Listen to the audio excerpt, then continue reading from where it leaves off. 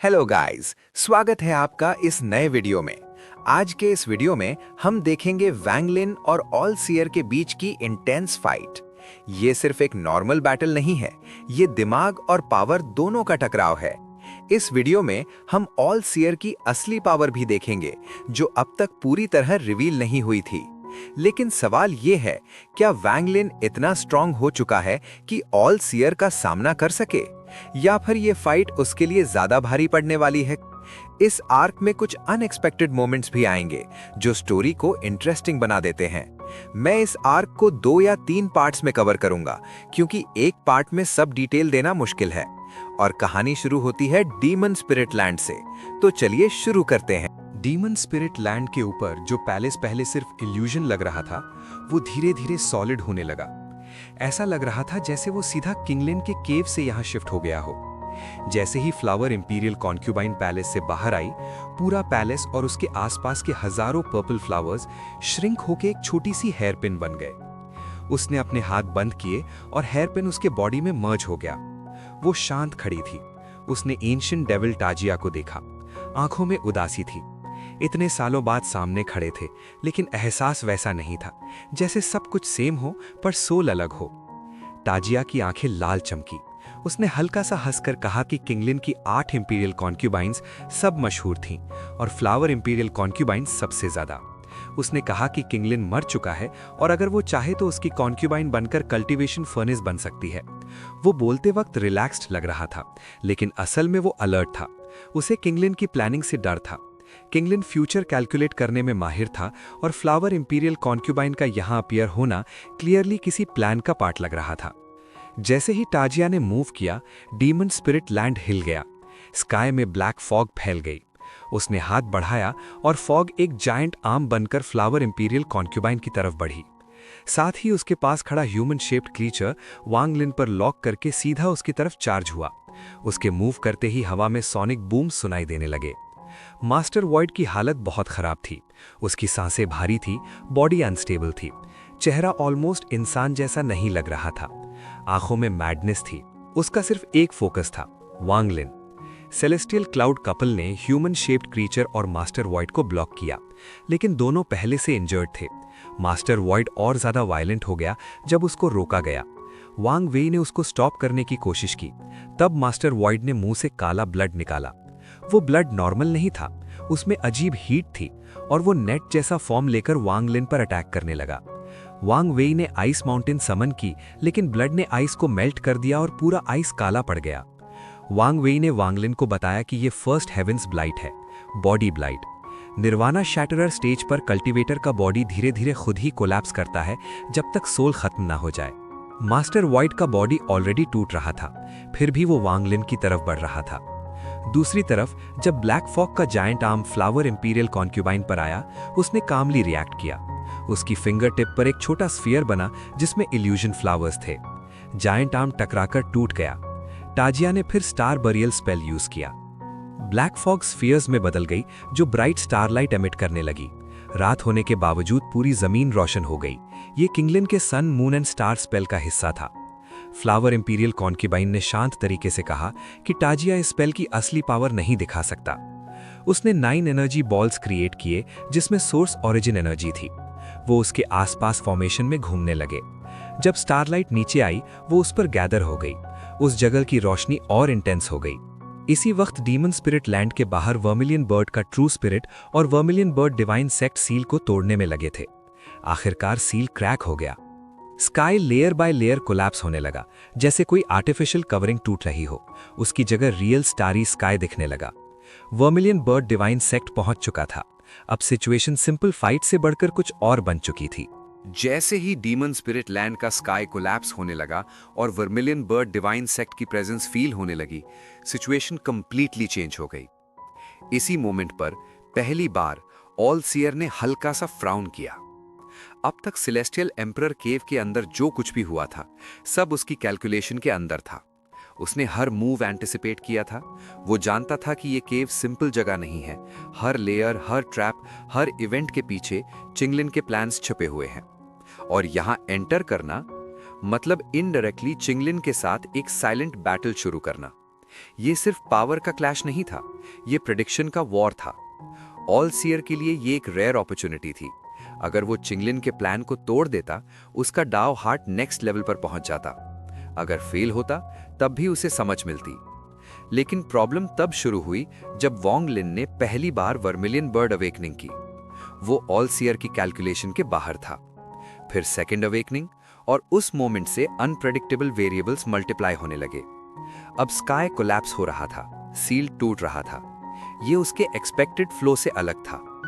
All shear ने गहरी सांस ली। अब उसे पर्सनली एक्ट करना पड़ेगा।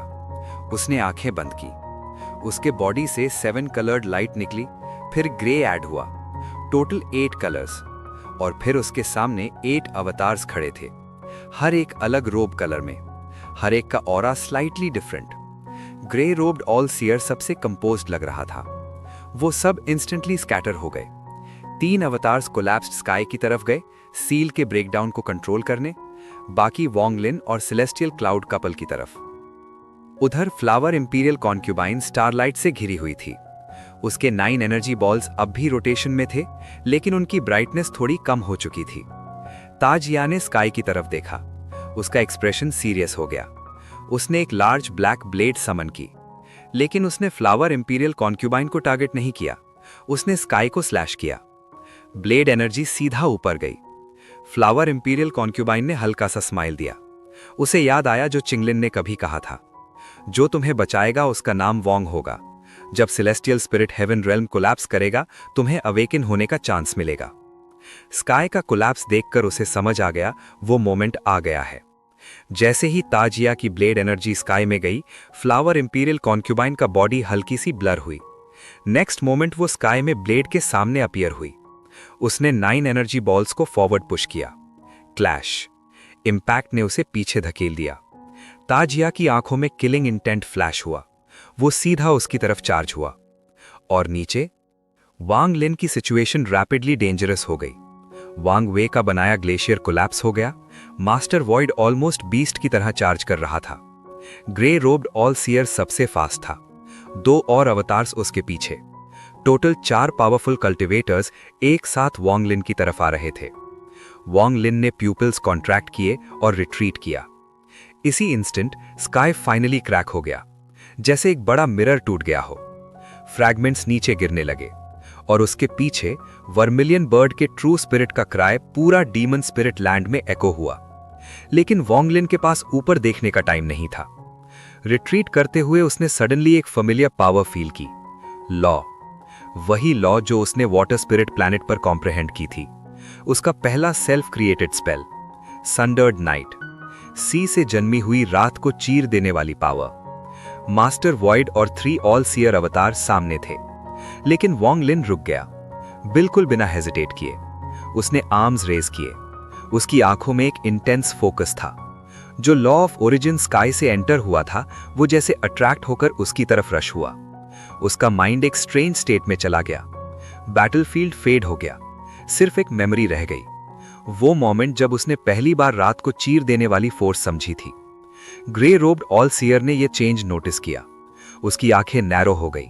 शॉक। दूसरे अवतार्स भी रुक गए। सिर्फ मास्टर वॉइड अनअवेयर था। वो मैडनेस में चार्ज कर रहा था। लेकिन जैसे ही वो कुछ 100 फीट दूर था, वोंग लिन डिसअपियर हो गया और पूरा वर्ल्ड नाइट में कन्वर्ट हो गया। फ्लेम्स जो स्काई से गिर रहे थे गायब।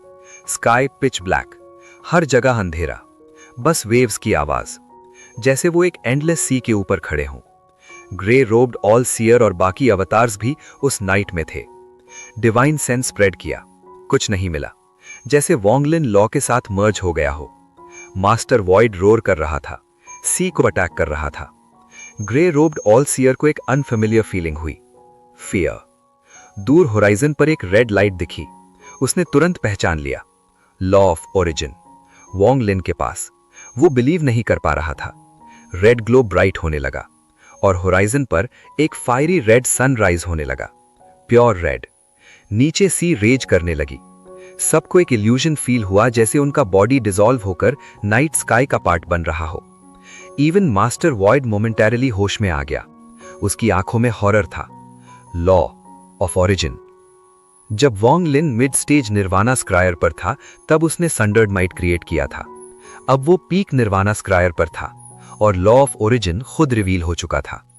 अब जो स्पेल अनलीश होने वाला था उसकी एग्जैक्ट पावर का अंदाजा न ऑल सीयर को था न वोंग लिन को। लेकिन एक बात क्लियर थी, ये मोमेंट चिंगलिन के प्लान, ऑल सीयर की कैलकुलेशन और वोंग लिन की अपनी पाथ सबको एक ही जगह ले आया था। वेव्स की आवाज लगातार गूंज रही थी। हर वेव में एक अजीब रिदम था, जैसे उसमें खुद वर्ल्ड का लॉ छुपा हो। ग्रे रोब्ड ऑल सीयर का गला सूख गया। सिर्फ वो नहीं, बाकी दोनों अवतार्स की हालत और भी खराब थी। डर धीरे धीरे कंट्रोल से बाहर जा रहा था। होराइजन पर जो लाल सूरज उभर रहा था, उसकी रोशनी तलवारों जैसी लग रही थी, रात को चीरने के लिए तैयार। जो लोग इस नाइट के अंदर थे, वो नाइट का ही हिस्सा बन चुके थे, और अगर नाइट टूटेगी, वो भी टूट जाएंगे। यही था सनडर्ड नाइट का असली पावर। टाइम अजीब लग रहा था, जैसे सब स्लो मोशन में हो, और फिर एक इंस्टेंट में सूरज पूरा उभर आया। उस मोमेंट एक अनइमेजिनेबल फोर्स फूटी, राइजिंग सन की पावर। लॉ ऑफ ओरिजिन का एक स्लिवर पूरी तरह मैनिफेस्ट हो गया। अंधेरा जोर से फटा, नाइट लिटरली टियर हो गई, जैसे किसी ने वर्ल्ड को रिवर्स कर दिया हो। लाइट हर डायरेक्शन में फैल गई। इस पावर में सिर्फ स्पेल नहीं था, इसमें वैंग लिन का सब कुछ था। सेलेस्टियल एम्परर केव में हंटेड होने का गुस्सा, ऑल सीयर और ताजिया के प्लान का पॉन बनने की नफरत, दबा हुआ एंगर और 2 बार की वर्मिलियन बर्ड अवेकनिंग से निकला हुआ intense heat. Law of origin ने उस हीट को एम्पलीफाई कर दिया। सूरज सिर्फ रोशनी नहीं दे रहा था, वो क्रश कर रहा था, बर्न कर रहा था, सब कुछ डिस्ट्रॉय करने के लिए बढ़ रहा था। सबसे पहले मास्टर वॉइड इसके सामने आया। वो सबसे करीब था। सनलाइट ने उसको डायरेक्टली हिट किया। उसका बॉडी ऑलरेडी कोलैप्स हो रहा था। फर्स्ट हेवेंस ब्लाइट फेल हो चुकी थी। अगर ताजिया का सील नहीं होता, वो पहले ही मर चुका होता। जैसे ही लाइट उस पर पड़ी, उसकी टांगें मिस्ट बनकर बिखर गईं, और वो मिस्ट तुरंत सनलाइट में डिसॉल्व हो गई। उसे दर्द महसूस नहीं हो रहा था, सिर्फ एक चीज थी, डर और डिसबिलीफ। उसके आईब्रोज के बीच का एंशिएंट डेविल मार्क भी एक सेकंड टिका, फिर वैनिश हो गया। वो चिल्लाया, बॉडी पीछे हटने की कोशिश कर रही थी, लेकिन ये वर्ल्ड अनलिमिटेड था। अगर नाइट खुद एस्केप नहीं कर सकती, तो मास्टर वॉइड कैसे करेगा? सनलाइट उसके पीछे चली, पियर्स किया, और उसका बॉडी कंप्लीटली वैनिश हो गया। Master void, peak nirvana शैटरर, alliance का हाई स्टेटस एल्डर, एक इंस्टेंट में खत्म। रीइंकार्नेशन साइकिल से बच नहीं पाया, हेवेंस ब्लाइट से बच नहीं पाया, अपने एक्शंस के रिजल्ट से बच नहीं पाया। एक मोमेंट और सब खत्म। लाइट रुकी नहीं, वो सीधा ग्रे रोब्ड ऑल सीयर और बाकी अवतार्स की तरफ बढ़ी। ग्रे रोब्ड ऑल सीयर को लगा जैसे उसका बॉडी टुकड़ों में फट रहा हो। सिर्फ फिजिकल बॉडी नहीं, उसका इंडिपेंडेंट ओरिजिन सोल भी टियर हो रहा था। वो पहली बार genuinely life and death crisis feel कर रहा था। उसने रोर किया, ओरिजिन एनर्जी फ्लड हो गई, वो स्लॉटर एनर्जी में कन्वर्ट हो गई। कोल्ड वायलेंट किलिंग इंटेंट ने स्काई कवर कर दिया, जैसे फियर्स ड्रैगन सन की तरफ दौड़ रहे हों। साथ ही येलो रोब ऑल सीयर ने अपना स्पेल एक्टिवेट किया। वो स्टॉर्म जैसा रोटेट हुआ, डार्कनेस में येलो रिपल्स आए। हेवनली फेट फिंगर डिसेंड हुई, जायंट फिंगर जो मॉर्टल्स को झुकने पर मजबूर कर दे। उसका टारगेट सूरज, वो सूरज को डिस्ट्रॉय करना चाहता था। पर्पल रोब डॉल सीयर ने सील बनाया। पर्पल मिस्ट निकली, नाइट के साथ फ्यूज हो गई। उस मिस्ट से काउंटलेस डिस्टॉर्टेड फिगर्स निकले, वो लोग जो हेवनली फेथ सेक्ट में सालों से डिवावर किए गए थे। एंग्री घोस्ट्स, वो सब सूरज की तरफ भागे, लेकिन सनलाइट ने उन्हें इंस्टेंटली बर्न कर दिया, जैसे पतंगे आग में घुसते हैं। पर्पल रोब डॉल सीयर को नाइट से बाहर फोर्स कर दिया गया। उसने ब्लड स्पिट किया, आंखों में एक्सट्रीम टेरर था। हेवनली फेट फिंगर भी सूरज तक पहुंचने से पहले ही बर्न होने लगी। पॉप साउंड्स आए, फ्लेम स्प्रेड हुई, और फिंगर कोलैप्स हो गई। येलो रोब डॉल सीयर ने ब्लड कॉफ किया। उसने समझ लिया, लॉ ऑफ ओरिजिन, सब लॉज का सोर्स। ग्रे रोब डॉल सीयर की स्लॉटर एनर्जी भी सर्वाइव नहीं कर पाई। सनलाइट ने एक एक स्ट्रैंड को टियर कर दिया। उसका फेस पेल था, लेकिन आंखों में मैडनेस थी। वो जानता था, अगर अब फुल पावर यूज नहीं की तो वो मर जाएगा। उसने सील बनाया, अपने बॉडी पर पॉइंट किया। पॉपिंग साउंड्स आए, आंखें लाल हो गईं। फोरहेड से एक क्रिम्सन ब्लड सोर्ड निकली। ये उसकी स्लॉटर कल्टीवेशन का रूट था, source of killing intent. Blood सोड लाइटनिंग की तरह सूरज की तरफ दौड़ी। येलो रोब्ड ऑल सीयर में भी लास्ट मूव किया। उसका बॉडी ट्रांसफॉर्म होने लगा। हेड थंब बन गया, आर्म्स फिंगर्स बन गए, बॉडी पाम बन गया, एक जायंट हैंड फॉर्म हो गई, हेवनली फेट फिंगर से भी ज्यादा पावरफुल। वो सूरज को पकड़ने के लिए हाथ फैला रहा था। पर्पल रोब्ड ऑल सीयर भी रुका नहीं। हजारों आफ्टर इमेजेस उसके पीछे अपीयर हुई, हर एक अलग, जैसे हर एक उसका ऑल्टरनेट सेल्फ हो।